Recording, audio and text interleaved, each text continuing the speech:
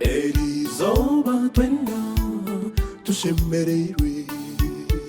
tusimbera hanga tumuhimbise nuwatandika akhendera dani Mwesigwa Elizoba yatunga Fiona omukaya batayi babo bujurizi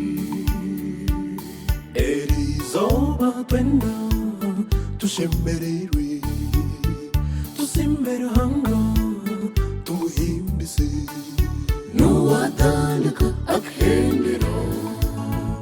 dani Mwesigwa Elizoba yatunga Fiona omukaya batayi babo bujurizi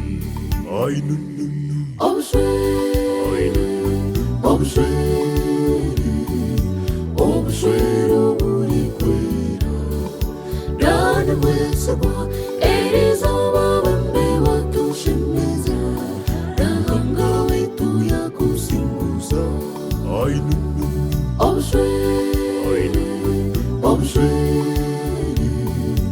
obushwere oburi kwera dani Mwesigwa Elizoba bambe watushemeza rahanga wetu ya kusinguza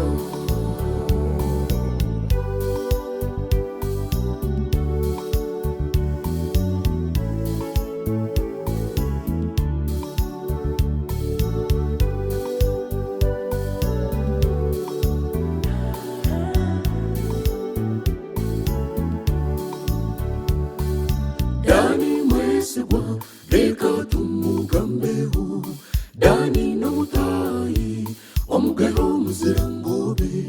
bakomoka butayo muri mporo bainekanyihamba abarutahanda rutashunukwa bambe nakagunga abasheje manze kandi batinda mpora nebabo abazara Mwesigwa dani Mwesigwa nimwibo w'abayombo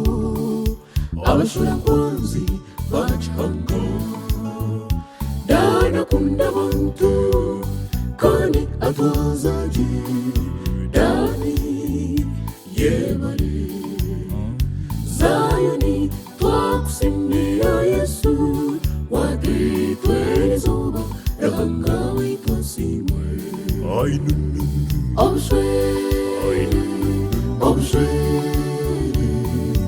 obushwere oburi kwera dani Mwesigwa Elizoba bambe watushemeza rahanga wetu ya kusinguza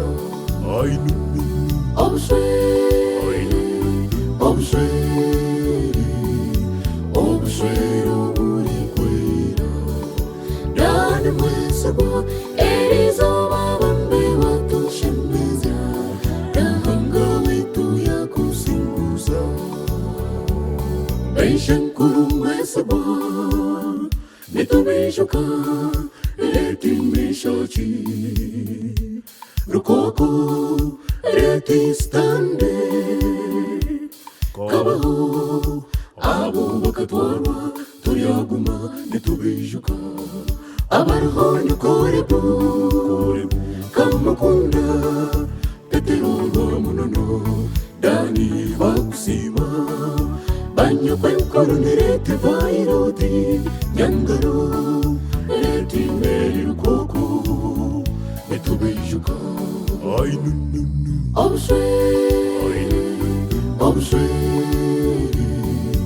obushwere oburi kwera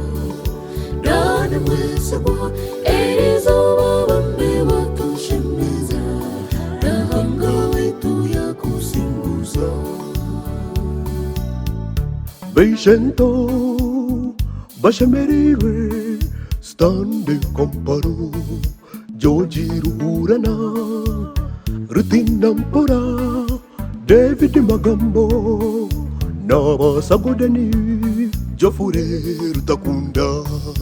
eri tumurebire rwakinuka Godfure leti tuga enoka nitumwijuka akatwarwa Beshen kazana kajimama na kachitama Kachitenderezo namepoka mkunda Katuko kunda